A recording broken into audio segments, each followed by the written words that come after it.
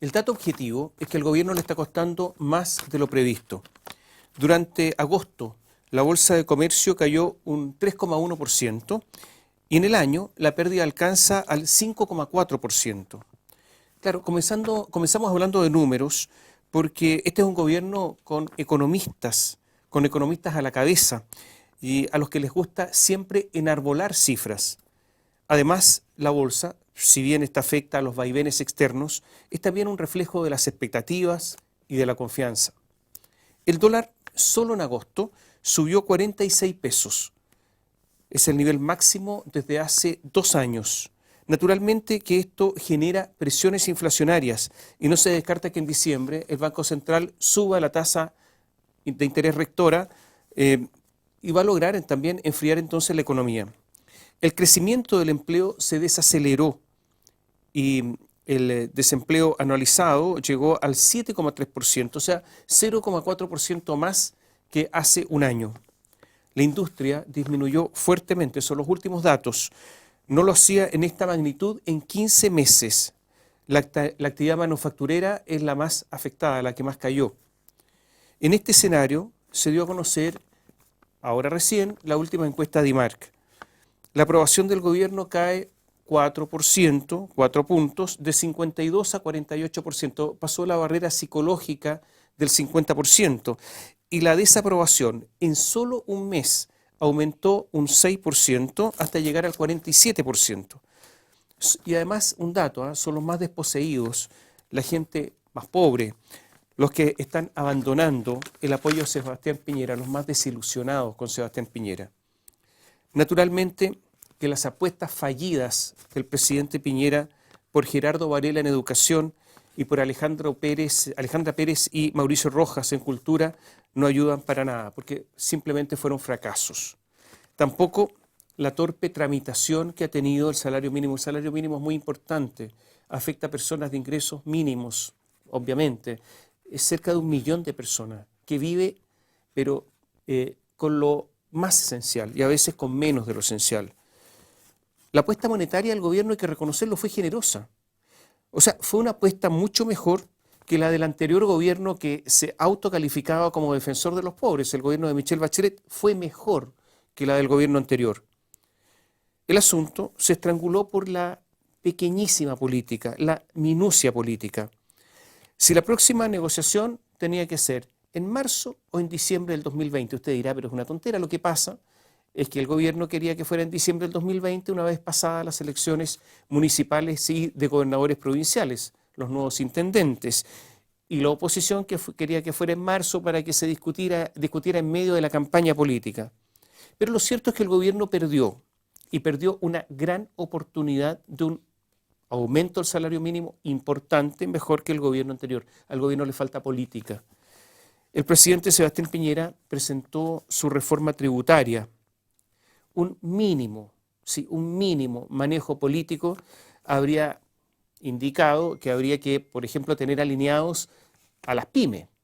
Y resulta que las pymes están divididas en el apoyo a la reforma tributaria, que tendrían que a lo mejor tener alineados a los grandes empresarios. Los grandes empresarios también están divididos en la reforma tributaria. O sea, el gobierno no ha logrado un consenso mínimo. Más allá de la integración de los impuestos, que entre paréntesis ya existe hoy con el sistema atribuido y al que han adherido la gran mayoría de las empresas, o sea, ya existe, y que genera cierta justicia porque iguala a las personas, la reforma tiene hoyos, y esos hoyos son grandes, por donde se escapan grandes fortunas. No pagan las ganancias al vender acciones que se transan en la bolsa, por ejemplo. No tiene sentido que en el siglo XXI haya renta presunta. Son solo ejemplos de la reforma tan pensada, pero tan analizada, pero que no es atractiva, por decirlo en términos elegantes. Si sigue como está, lo más probable es que esta reforma tributaria sea rechazada. El asunto no es menor, porque si el gobierno está cayendo en la aprobación, puede quedar con el ala herida. Y este escenario lo vivió en otras circunstancias y por otras razones la presidenta, en este caso expresidenta Michelle Bachelet. Los gobiernos, cuando tienen heridas importantes, son heridas irrecuperables, ya no vuelven a volar, porque resulta que estos son gobiernos cortos. Sebastián Piñera también anunció la próxima presentación de la reforma laboral, pero la prudencia indica que hay que ir cerrando frentes y no tener varios frentes abiertos, o sea, ir ganando batalla tras batalla y no batallas simultáneas, porque de esa manera es muy difícil vencer. Pero parece que la ansiedad mata. En un escenario económico débil y en medio de cierta desilusión, el gobierno no puede seguir cometiendo errores. La reforma tributaria la va a tener que cambiar porque si no se la van a rechazar, porque debe ser una reforma tributaria razonable. Por ejemplo, viene una batalla. La batalla que el gobierno va a decir que con esta reforma tributaria se va a lograr el crecimiento, se va a lograr el ahorro, la inversión, etc. Y la batalla de la oposición que va a decir que es una reforma tributaria para los ricos. Es posible que la oposición gane esa batalla comunicacional y ahí sí que le aseguro que el gobierno no va a obtener ningún voto opositor para aprobarla.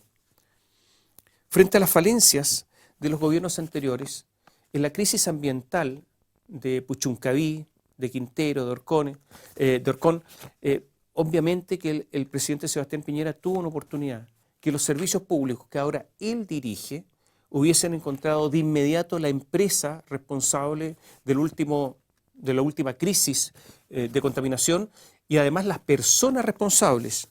Pero resulta que no lo hicieron.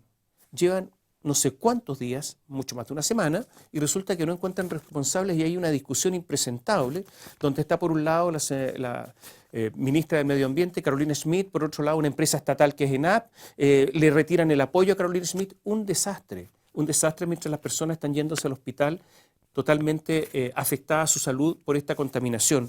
El gobierno tuvo una oportunidad de rápidamente determinar responsables y ejercer atribuciones que le indica la ley. Nada ha hecho. Por eso este es un gobierno que tiene oportunidades, pero también tiene enorme torpeza.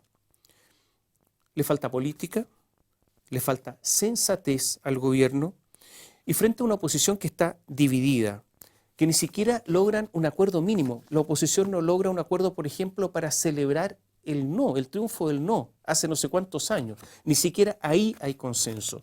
Una oposición que pierde la interpretación del ministro de Salud, Emilio Santelices, que posiblemente vaya a perder la acusación constitucional en contra de 3 ministros de la Corte Suprema, que posiblemente vayan a perder el conflicto que tiene con el fiscal nacional Jorge Abbott. Esa oposición tiene al gobierno a la defensiva. Parece casi tonto, como si el gobierno perdiera solo, jugando al solitario. Pero de todo hay en la viña del Señor.